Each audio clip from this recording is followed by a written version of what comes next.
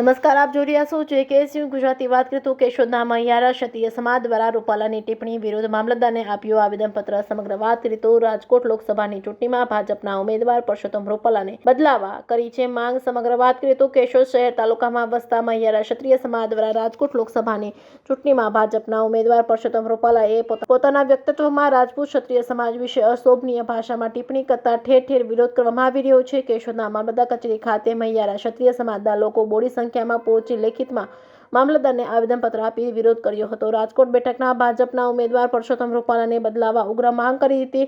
કેશોદ પંથકમાં મહિયારા ક્ષત્રિય સમાજના શૌર્ય અને બલિદાનની સત્ય ઘટનાઓનો ઉલ્લેખ પૌરાણિક કથાઓ અને ઇતિહાસમાં જોવા મળે છે. મહિયારા ક્ષત્રિય સમાજના પૂર્વજોએ ધર્મની રક્ષા કરવા માટે પોતાના પ્રાણની આહુતિ આપી હતી. તમામ આજે પણ પાળિયા બની પૂજાઈ રહ્યા છે. JKSU ગુજરાતી સાથે રાજુ પંડ્યા, કેશોદ.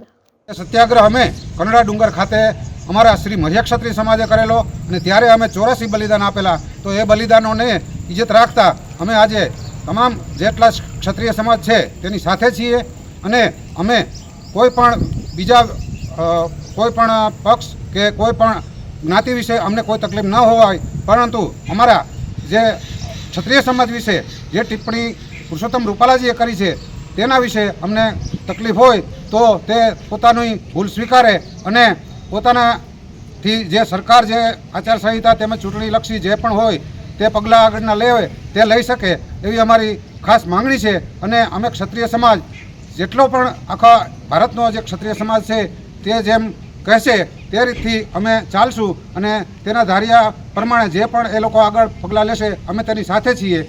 બોલો જય મા નાગબાઈની, જય ભવાની, જય ભવાની, જય ભવાની, જય ભવાની, જય ભવાની.